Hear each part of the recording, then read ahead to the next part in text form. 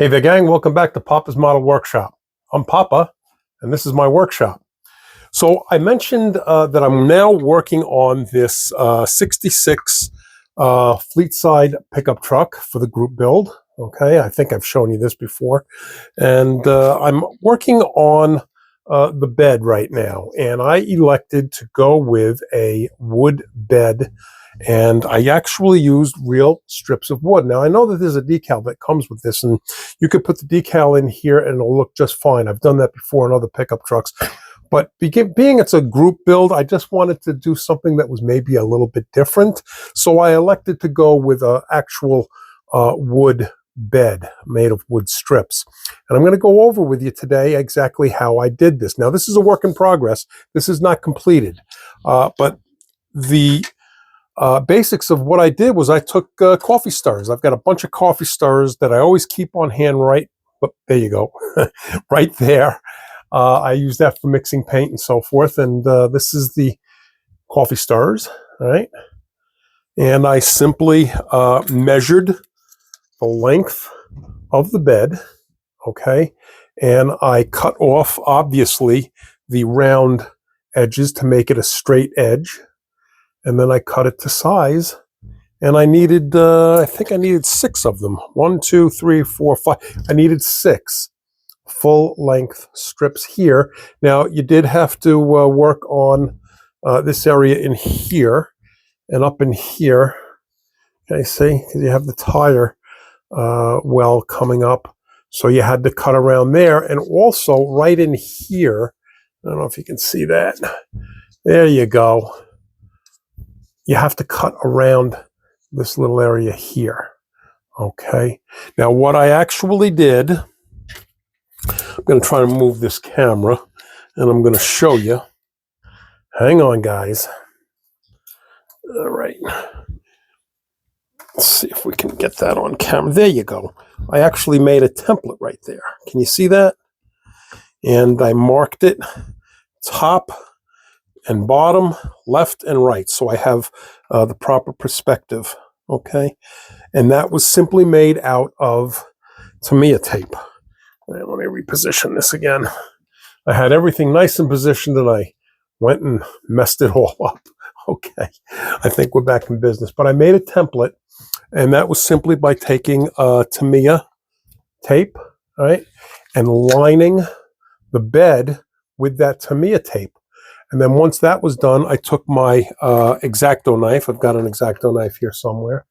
Okay, and then with the tape, I just simply cut along here with the X-Acto knife to make that template I just showed you. Okay, so, it's a little bit of work, but it's not terrible. And once I was able to do that, I was able to determine the length of these little areas in here where I had to cut.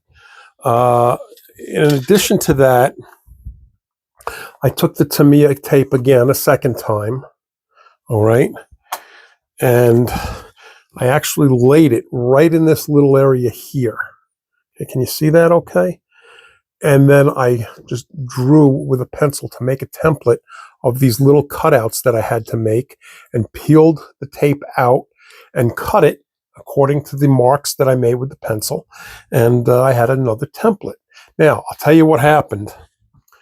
Can you see, let me see, right in here. Can you see that right there? I cut one of the pieces too narrow. Actually, I didn't. I made it a little bit too big. It was in the process of trying to shave it down to make it a little bit narrower where I made my boo-boo. And I shaved it too much. So I had a small gap, about a 1/16 of an inch right there. Okay. Now, what I did to overcome that, okay, remember in another video I had mentioned, boo-boos happen and unexpected things occur. That's model building. And never to build mad. Take a break, and that way you can calm down and think about what to do. So this is what I did. I took a piece of polystyrene, all right? This is evergreen. Okay, 0.80 by 0.80 polystyrene. okay, evergreen. And I took this piece, I don't know if you can see the diameter or the thickness of that, all right? It's not real big, okay? And I measured this little area right here where I had the gap, all right? And from there, I cut off a very small piece to size, all right? And then I was left with the proper size in white styrene, okay? So I needed to match that white styrene to the rest of the wood grain, all right? Because it would look stupid with a piece of white styrene against the wood grain, okay? I used 2 markers, okay? I used a Big Thumb acrylic marker. This is like a copper orange color. And I used an Artex chocolate brown color, okay? And I used the 2 of them together. And what I did was I initially put the brown on my little piece that I cut off on only one side, because the other side I wanted to leave as bare plastic or bare polystyrene, same thing, so I could glue it. Okay, so I put a little bit of the brown on here, and then I took my finger and rubbed it in. Now, by doing that, it roughed up that brown, and it left little patchy spots where the brown became a little bit lighter. Then I came in with this orangey brown color, okay, by Big Thumb, and I intermingled that copper orange color over the top of the brown and rubbed them in, and I wound up with this. It just about matches exactly, believe it or not. So that's how I went about doing that. Now, the metal strips, now, by the way, these I measured out, as I said, and I took these upstairs to the garage. I have a bandsaw up in the garage, and I cut them to length and did the same thing with these little pieces in here, okay? Now, if you don't have a bandsaw, I'm sure that you could probably use a utility knife. You know, if you score it on both sides and press, you could probably accomplish the same thing. What I would suggest is if you're doing it with a utility knife and you're scoring it on the 2 sides and then you break it off, it might leave a bit of a rough edge. So I would think what I would do, and I should have tested this before coming on the video. I'm sorry I didn't do that.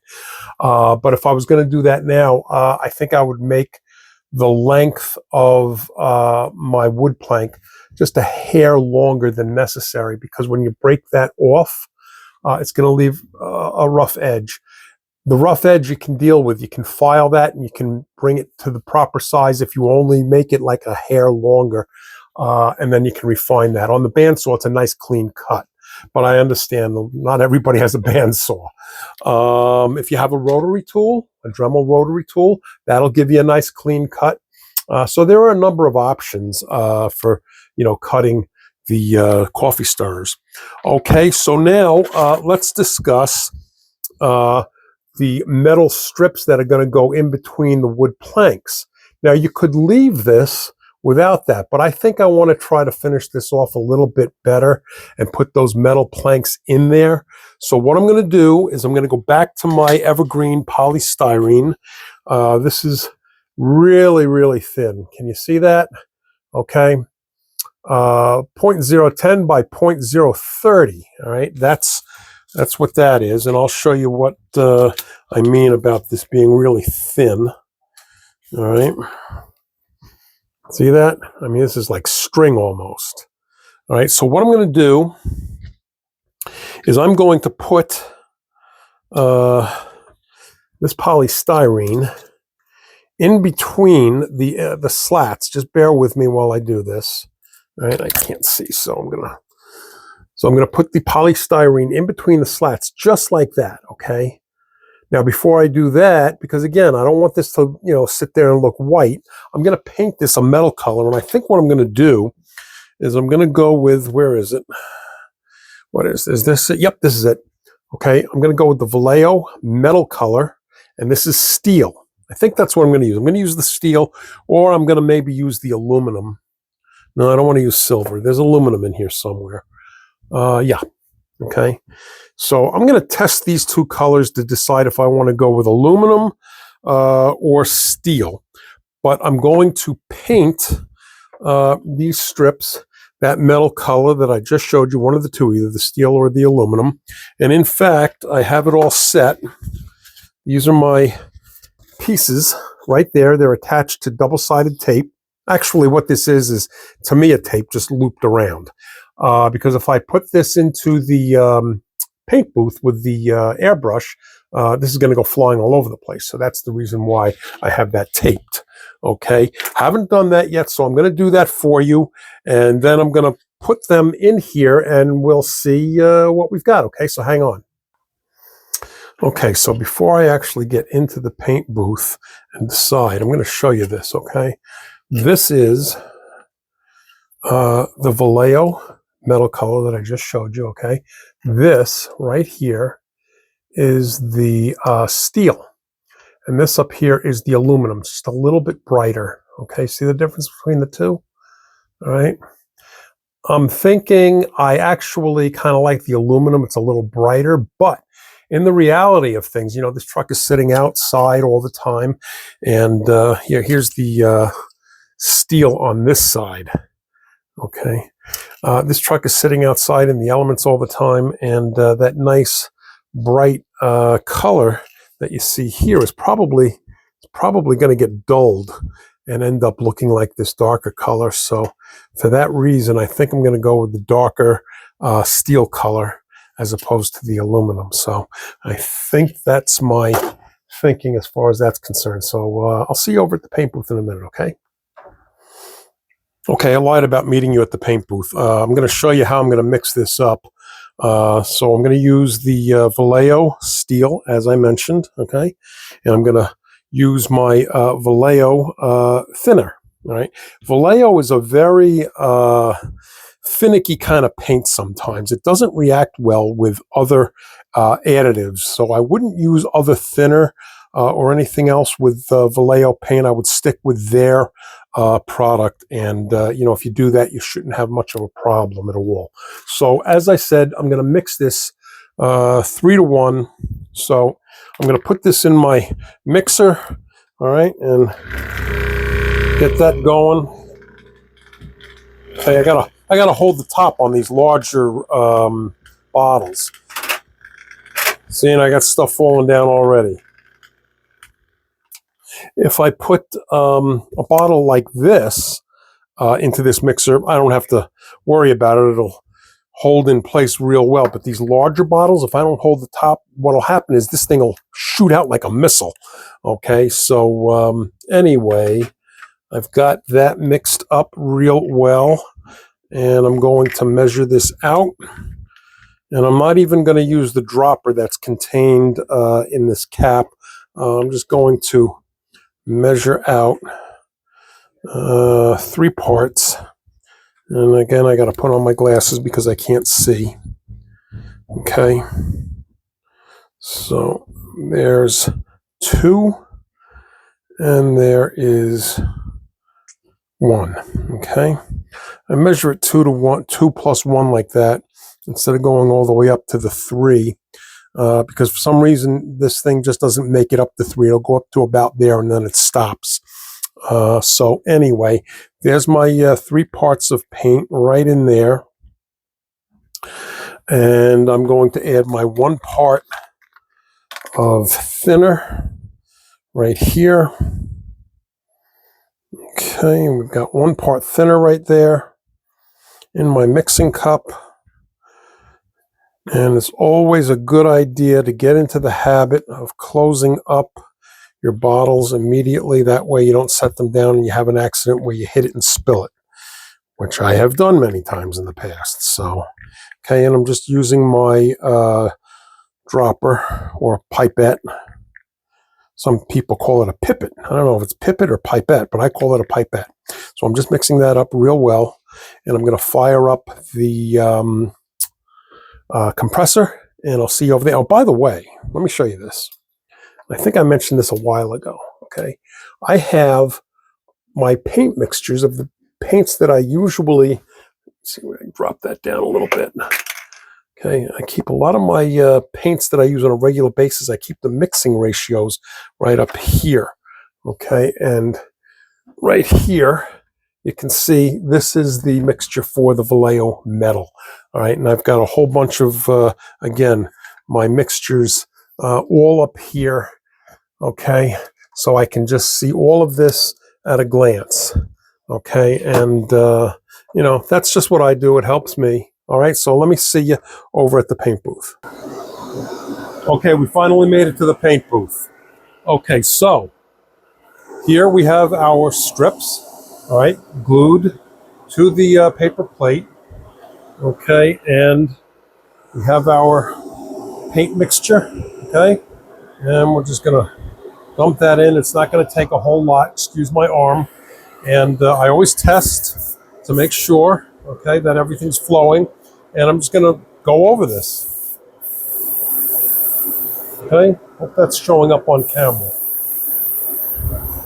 And I'm only painting this one side. All right, and I wanna make sure I get the sides and the sides. Okay, and I think we've got pretty good coverage on there, okay? So I'm gonna gently, actually no, you know, I was gonna say I was gonna pull these off. You know what, I'm gonna throw the whole thing just like that into the dehydrator. All right, so when this is all dry, I will be able to put it into the bed of the pickup truck, so hang on. Okay, gang, we're back, and here are our strips that just came out of the dehydrator. It's a little bit hard to see because it's the same color on the tape as the strips are, so, but here I'm going to peel that off, and there you go.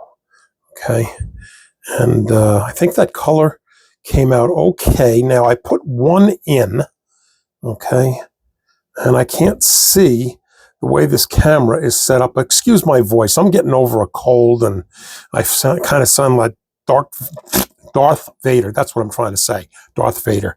But anyway, and by the way, I want to say thanks to my friend John Pelger. He contacted me a couple of times this week to check in to see how I was feeling, and that was really nice of him. So John, thanks a lot for checking in on me. Anyway, I got one strip in there already, just to show you how it will look. And then the rest of the strips will go in, all right? And I think that's going to actually look pretty good.